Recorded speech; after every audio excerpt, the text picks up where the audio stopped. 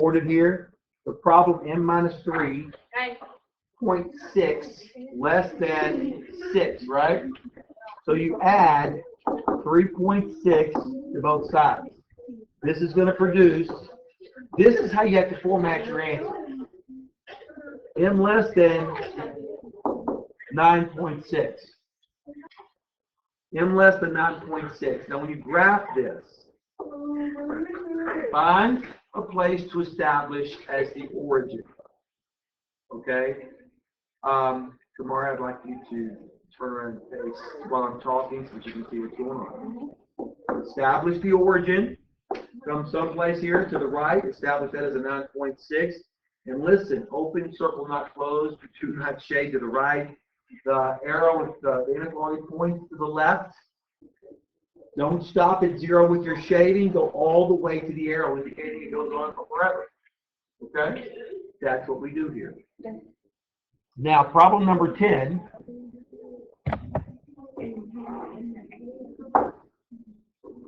This one is going to involve a little bit more work. All right? 17 less than or equal to x minus 2.6. Go ahead and do it. Are you ready?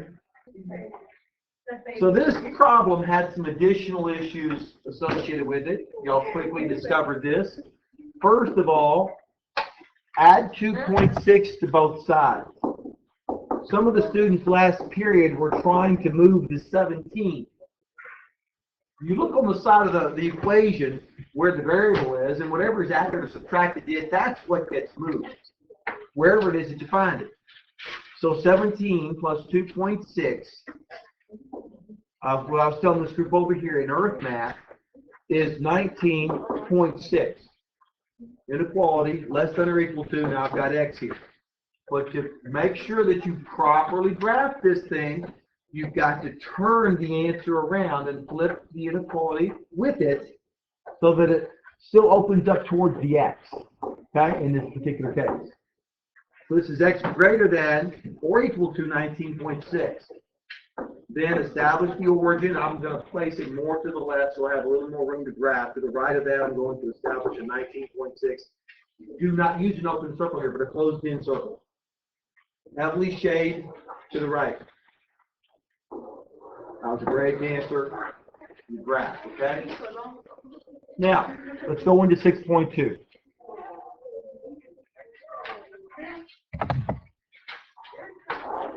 Let me go ahead and erase this so y'all can see what we did here.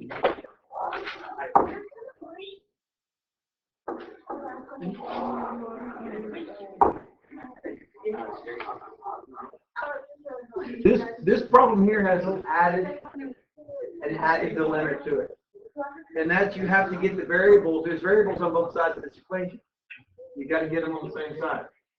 So the first thing I'm going to do here is I want to add t to both sides of this equation. Add t over here. The t's zero out on the right-hand side. T plus t. Now I got two t's, right? 2t plus 3 greater than or equal to 9. But now I've got to get the constants by themselves. Subtract 3. So now I've got 2t greater than or equal to 6. Divide by 2. And now t is greater than or equal to 3. How's this going to look when I graph it? Establish the origin. Define 3 to the right of that. Filled in circle because of the presence of the equal sign is heavily shaded to the right. Yep. Okay. Good. Okay. Pay special attention to this one because there was a lot of problems here. Okay. First of all, everybody's attention up here. Look up here. Look up at me. Subtract 7x. Most of you saw to do that. Some of you didn't subtract properly. This is a negative 3x, not a positive 3x. You also want to subtract 1 from both sides. And this is what a lot of you did. Is you went ahead and you put your plus 1 greater than, then you just put 14 down. You threw your negative away. So that was a mistake because 14 in the problem is a negative number. Okay? So you subtract 1, not from 14, but a negative 14. So this becomes a negative 3x. 3x greater than a negative 15.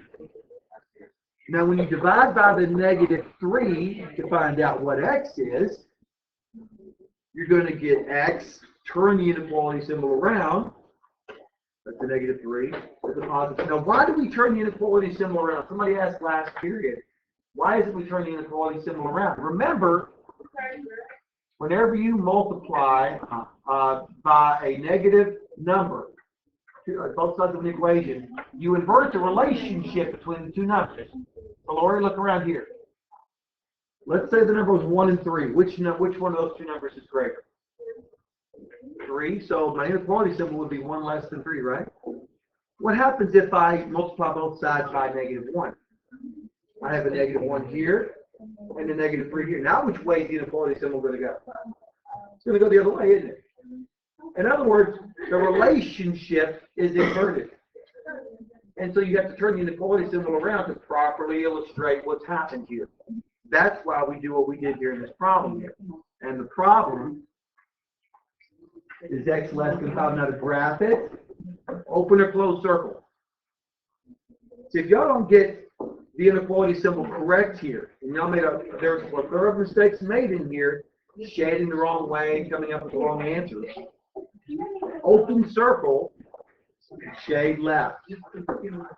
Okay? Compound inequalities, section 6.3. Those two categories, those described as ands and those described as ors. This one is a typical example of what we would call an and, sometimes referred to as an intersection of solution sets. All right, so an and is formatted to look like this. Now we're going to use the shortcut method to solve this. These are read from the inside out, not from left to right. 2x plus 1 greater than 3, less than or equal to 9, and less than or equal to 9. We want all the values of x that will make 2x plus 1 both greater than 3, and at the same time less than or equal to 9.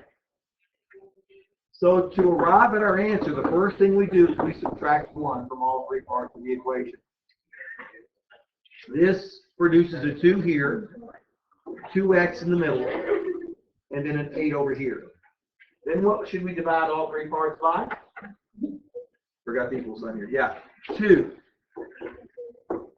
That's going to produce an x in the middle, 1 over here, 4 here.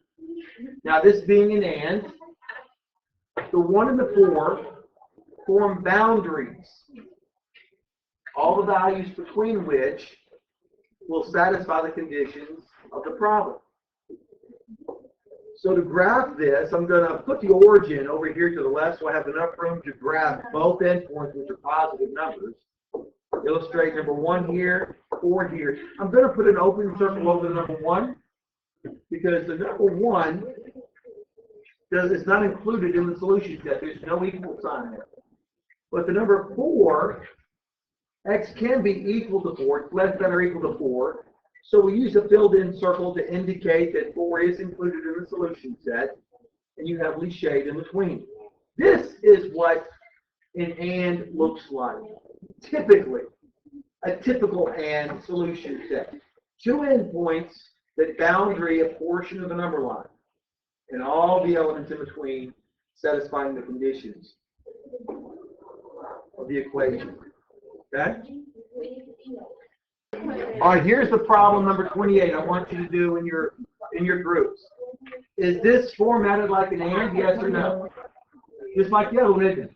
So this is an and. So remember, with this, solve it from the inside out. You're going to end up subtracting 5 from all three parts, then dividing by 3. Gave you that hint. Go ahead and work it out and let me see how you do. And then graph it. Okay, with this one, subtract 5 from all three parts. Make sure that you do the math correctly. This is a negative 18. 3x down the middle. 21 to the right. Divide by 3. This becomes a negative 6 less than x, or x greater than a negative 6, less than or equal to 7. Don't forget your equal sign. Then when you graph it, mark in the middle this time the origin. To the left, indicate where you want negative 6 to be. Open circle because of no equal sign. And then to the right, indicate where you want 7, where you want to illustrate 7 to be, or indicate 7 to be. And use the closed-in circle because of the presence of the equal sign heavily shaded in between. Okay? Okay, this is how an OR works. This is a pretty straightforward OR. In this one, we're going to divide both sides by 2 on this part of the equation, which is going to yield x less than 6. Or, dividing both sides by 3 on the right-hand side, it's going to yield x greater than or equal to 9. So when you graph this, this is how ORs look typically when you graph them. And I'm going to put the origin over here to the left to give myself room to adequately illustrate the endpoint here. 6, open circle, maybe. Open circle, heavily shaded to the left. Then, indicate 9, solid circle, shade to the right. Okay? This is what you do algebraically. This is your graph. Now remember, with absolute value equations, there are 2 equations embedded in one here. This is the absolute value of n minus 4 equals to 8. Now, whatever n minus 4 evaluates to, it could evaluate to a negative 8 or a positive 8, couldn't it? Absolute value ensures a positive result, but there's always going to be 2 answers with these. So, my 2 equations to find out the possible scenarios or the values that n can take on to make this equation true. The first one is n minus 4 is equal to 8. The other one, n minus 4 could be a negative 8. The absolute value sign is ensuring a positive result here. So if you add 4 to both sides, what's 8 plus 4? Well, that's one answer. And listen to me. This was a problem that a lot of you guys made on your test, and some on your homework, is that you just gave me one answer. You didn't illustrate, you didn't show me both equations. This, when I add 4 to a negative 8, I get a negative 4. So n could be a negative 4. Now you can place both values in the equation and see that they work. If n is 12, right, if I put a 12 in here, what's 12 minus 4? That's 8. What if I put a negative 4 in here? What's a negative 4 minus 4? A negative 8. The absolute value is still 8. Both answers work. Now the next problem that I wanted to do is the absolute value of 2d minus 5 is equal to 15. What are my 2 equations here going to be?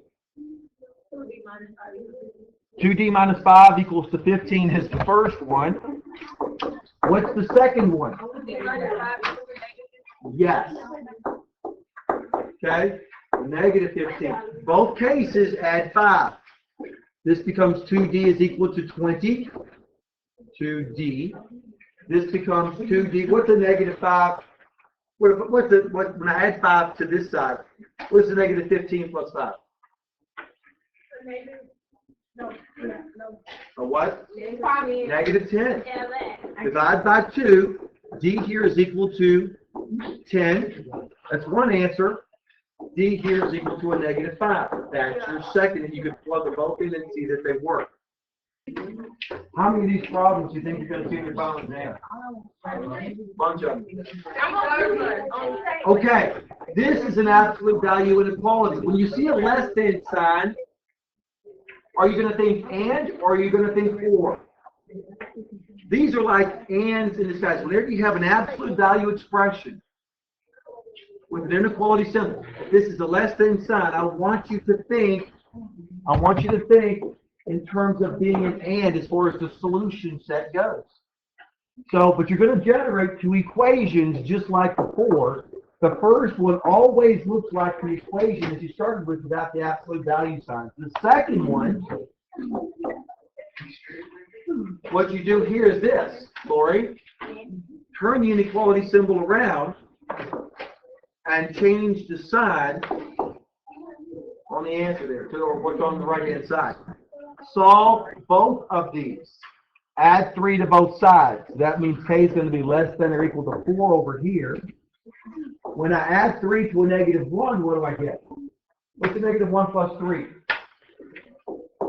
Negative 1 plus 3. Negative 1 plus 3, Elizabeth. 2. All right, not 4, it's 2. Y'all pay attention, okay? Now, I'm not going to make you graph these, but I'll tell you what, I do want the answer formatted as an and. Put a k in the middle.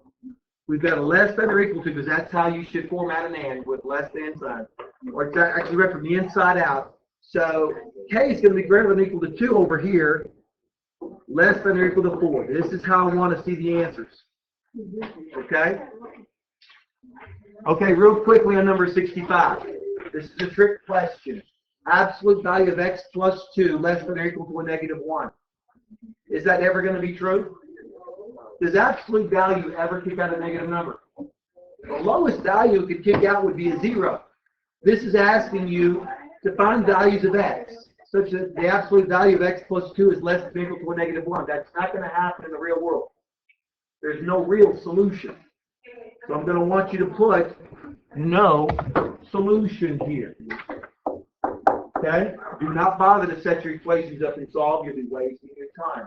Look at the context of the question.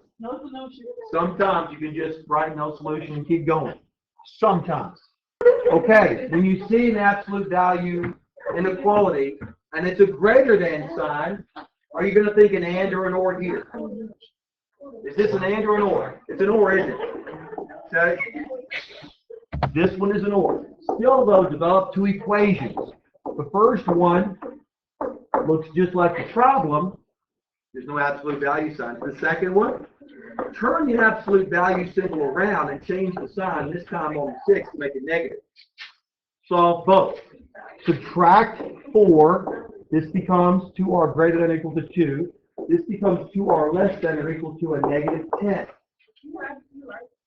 Subtracting 4 from a negative 6 gives you a negative 10, right? I'm glad I'm right. Divide by 2. R is now greater than or equal to 1. Or R is less than or equal to a negative 5. And actually, we should say this. When you graph this, I'm going to turn this around. Your answer should actually be formatted with the lesser value to the left, greater value to the right. When I graph this, if I were to graph it, origin, negative 5 over here, filled in circles, shade to the left because of the equal sign. To the right is number 1, filled in circle because of the presence of the equal sign. Shade to the right. This is what the or looks like. Got it? Chapter 6 homework, Chapter 6 review tonight, do the evens, and see you tomorrow.